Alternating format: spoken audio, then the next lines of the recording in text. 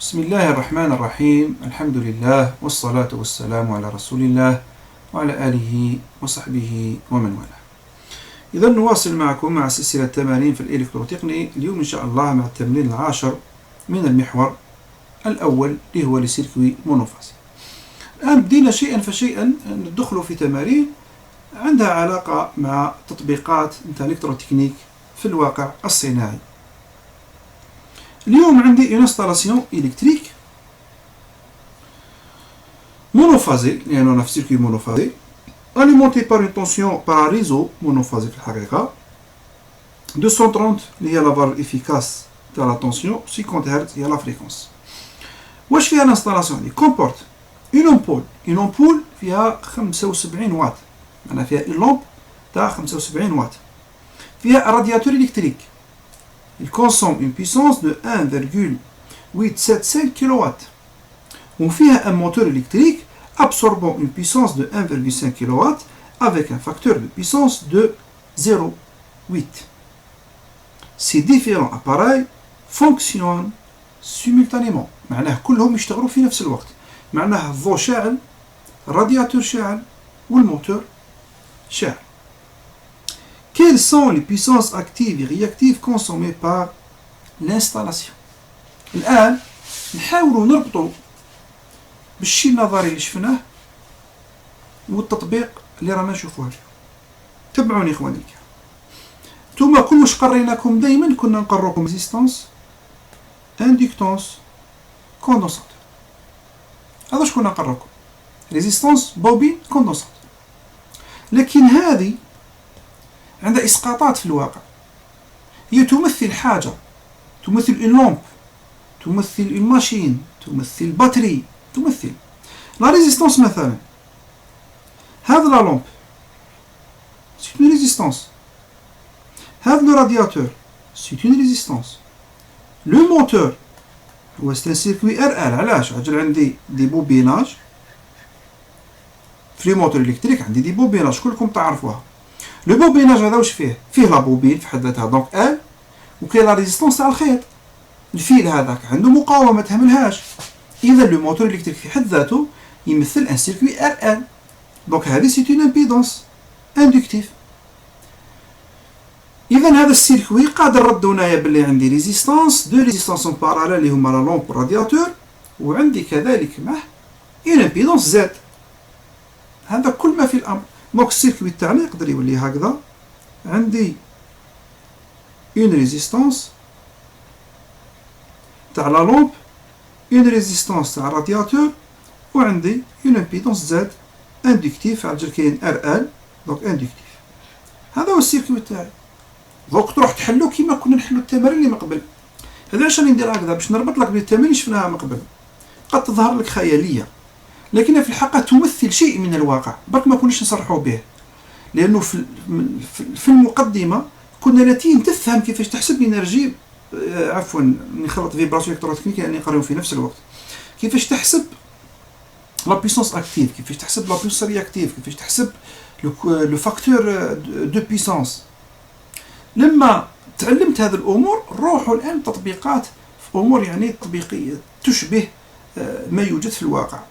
هذا هو يعني الترتيب اللي رانا ماشيين فيه. اليوم راكم تشوفوا باللي نقول لك اي لومب، بالنسبه لك لا لومب سي اون ريزيستانس. على بالي دوك في هذه اللحظه ممكن واحد تسالونا كيفاش نعرف. الان انا نقول لك راك عرفت، تبدا تعرف من التعلم. في كل خطره نعلموك باللي هذه لا لومب نعتبروها ريزيستانس، الرادياتور نعتبروه ريزيستانس، ثم تولي وحدك دير انالوجي، لانه في النهايه انت ديسيدي اخزر لا لومب هذه هي عباره عن ماذا؟ تشعل بالمبدا نتاع المقاومه. وخزر الرادياتور كش ما فيه بوبين، كش ما فيه كوندنساتور، لا هو سي اون ريزيستانس. يقول لك رادياتور الكتريك كيما لا ريزيستانس اللي تدفاو بها ولا ريزيستانس اللي تسخنوا بها الماكله. دونك ريزيستانس تاع الرادياتور نسموه رادياتور. الموتور على بالك تبلي فيه بوبيناج دونك اندكتيف، وعلى بالك بلي الخيط تاع خيط طويل تاع الملفوفه دونك ما تقدرش تهمل المقاومه نتاعو.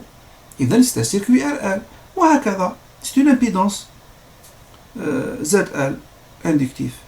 هذا هو تقريبا المفهوم. ولما يكون المفهوم هذا في راسك تقدر تحل التمرين بكل بساطه. الان نروحوا للتمرين. يطلبوا منا في التمرين هذا نحذف هذو.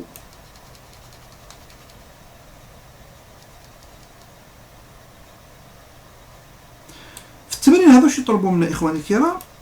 يطلبوا منا في السؤال الأول quelles sont les puissances actives et réactives consommées par l'installation. إذا هو يحوس نعطوا لا puissance de l'installation معناها لا puissance totale ونعطوا لا puissance réactive totale. طبعا لا puissance totale نمشوا systématiquement. La puissance active consommée par la lampe نديروا لها هكذا زائد la puissance consommée par le radiateur زائد la puissance active consommée par le moteur. صح هم عطاوهم لي لا لامب قال لي 75 واط زائد لو رادياتور قال لي 1.875 في 10 أس 3 قال لي كيلو واط زائد لو موتور هاو رادياتور هاي لا لامب زائد لو موتور قال لي 1.5 دونك 1500 وندير لا سوم وتطبيق العددين تاعها. لا بيسونس رياكتيف نمشو سيستيماتيكمون بعد نمشي عندي الكيو تاع لا لامب زائد الكيو تاع الرادياتور زائد الكيو تاع لو موتور. اور كو إخواني الكرام هذه تساوي الصفر على جال لا ريزيستانس elle ne consomme aucune puissance réactive. La résistance حاجة ريزيستيف عندها غير لا بارتي ريال ما عندهاش une consommation de la puissance réactive عندها غير لا بيس اكتيف دونك هذه تروح بزيرو. الرادياتور كيف مادام مثلناه بريزيستانس مادام اعتبرناه مقاومه يروح بزيرو. شفتوا الان الفايده نتاع الموديل اللي درتو في الاول السيركوي هذاك لما قاربت بيناتهم. اذا انت واش دير دوكا من الحقيقه ترجع للنظري تشوف واش يوافقوا وترجع تطبق واش قريت في النظري. هذه الفايده نتاع القرايه. ثم يبقى لنا غير لو موتور. لازم الان نحسبوا لا بيسونس رياكتيف نتاع لو موتور. اذا عندي 0 بلس 0 بلس كيو ان لازم انا عليا نحسب الكيو ان. انا عطاولي زوج حاجات اخواني الكرام. عطاولي لا بيسونس اكتيف تاع لو موتور اللي هي 1.5 كيلو وات وعطاولي الكوسينوس في اللي هو 0.8. اذا نقدر نحسب لا بيسونس رياكتيف. كيفاش نقدر نحسب؟ نقدر نحسبها بعدة طرق وإنما أنا نعطي لكم أقصر طريق. تبعوني. يفترض البي ام راح تساوي اس ام كوس في ام. نكتبها هنا في ام كذلك لأنه تاع الموتور. دونك نقدر نخرج لا بيسونس ابارون اس ام اللي هي لا بيسونس اكتيف سور لو كوس في دائما تاع لو موتور. اون فوا عندي الاس ام انا نعرف باللي الكيو ام تساوي الاس ام سينوس في. اس ام حسبتها والسينوس في نقدر نجيبها مادام عندي الكوسينوس في لانه من الكوس في نقدر نجيب الفي ام ومن بعد نقدر نحسب السينوس تاعها. دونك نقدر نحسب لا بيسونس رياكتيف بخطوتين. نحسب لا بيسونس ابارونت ثم بلا بيسونس ابارونت وعندي في نقدر نحسب لا بيسونس رياكتيف. ومن بعد اخواني الكرام لابليكاسيون نيميريك ديروها نتوما. انا المهم نعطي لكم لو برانسيب كيفاش تحلوا التمرين وايضا حتى الحل بلابليكاسيون نيميريك موجود على الموقع نتاعي. اذا هذا فيما يخص السؤال الاول. الان يقول لك كالي سون فاكتور دو بيسونس. هنا اتونسيون راه يطلب لو فاكتور دو بيسونس دو لانستالاسيون. هذا اللي عطاوه لنا هو تاع لو موتور. هذا اللي كنت نخدم عليه لو كوس في هذا هو لو فاكتور دو بيسونس. لو فاكتور دو بيسونس هو الكوس في. هذا تاع لو موتور برك هو يطلب تاع لانستالاسيون كامله. تاع لانستالاسيون كامله اخواني الكرام لازم نجيبوه منين؟ تبعوني. انا عندي لازم نحسب اس توتال اللي هي شكون؟ اللي هي لا راسين تاع بي توتال او كاري بلس كيو توتال او كاري. اون فوا عندي الاس توتال وعندي البي توتال كلنا نعرفوا بلي لو كوس في يساوي بي توتال على اس توتال، وهذو الزوج عندي.